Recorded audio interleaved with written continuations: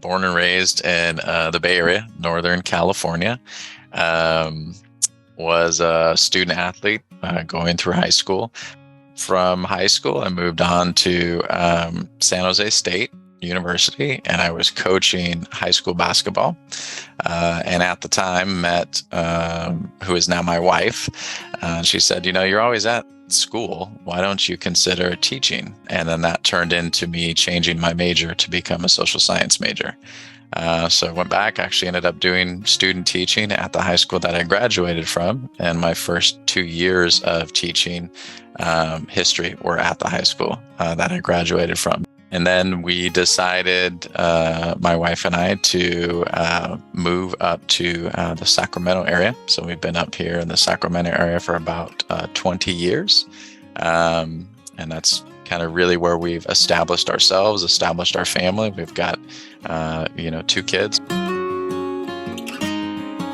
I started teaching at the high school that I graduated from, and was also a basketball coach there. The second district I worked in up here was Elk Grove Unified, and the professional development opportunities we had were amazing. And I think that really changed my trajectory as a teacher, and much less as a coach. And that's actually when I gave up coaching and strictly focused on being a teacher, being a better educator. And that ultimately led me to opportunities like the Teaching American History Grant Program, which was one of those that was offered in Elk Grove. I became the actual project director. Along with being the project director, I became the K-12 history program specialist. And then I had the opportunity to be an assistant principal just around the corner here from my house. So I made that move, and that's what I've been doing for the last 8.5 years as an assistant principal. And then DBQ.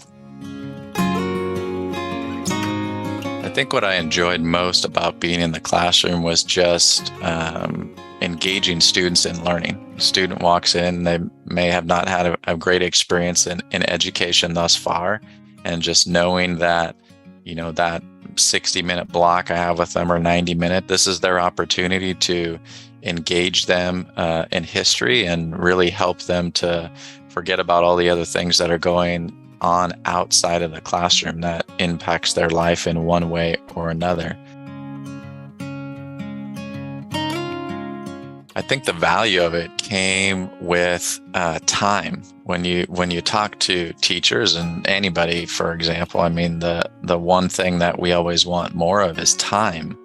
And I use that as the reason in looking at the DBQ project, because you look at the product that's there and what they have, and I don't have to go do a Google search for a document, right? If I want my students to, study World War I and look at some primary or secondary source documents, I don't have to spend the time going through it. Like, the mini Q binders, the DBQ binders, they were already there. And I think the other thing for us was much more than just teaching the content. You are going to teach these critical thinking skills, very specific reading strategies, ultimately leading to writing. The DBQ project as a whole kind of fit both of those needs, right? It supported teaching and learning on the teaching end, right? Giving teachers these critical tools that they needed, but then also something that translated to student success.